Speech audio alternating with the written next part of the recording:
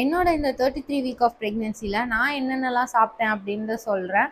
First வந்து செவ்வாழைப்பழம், next வந்து இந்த ரவா உப்புமா. ரவா உப்புமாவில் பெருசாக நியூட்ரிஷன் கிடையாது, அதனால நான் அதில் கொஞ்சம் வெஜிடபிள்ஸ் ஆட் பண்ணியிருந்தேன். இன்றைக்கி வந்து கேரட் கொஞ்சம் அதிகமாக ஆட் பண்ணியிருந்தேன். ஸோ இப்படி சாப்பிடும்போது நமக்கு கொஞ்சம் நியூட்ரிஷனாகவும் இருக்கும். அண்ட் அது கூட கொஞ்சம் சோக் நட்ஸும் எடுத்திருந்தேன். லஞ்சுக்கு வந்து இந்த சன்னா மசாலா சிம்பிளான ஒரு கிரேவி பண்ணியிருந்தேன். கூட வந்து இந்த ஸ்வீட் பொட்டேட்டோ ஃப்ரை, இது வந்து வாழைக்கால பண்ணுற மாதிரி ஸ்வீட் பொட்டேட்டோவில் பண்ணியிருந்தேன். அண்ட் கொஞ்சம் மேங்கோஸும் சாப்பிட்ருந்தேன்.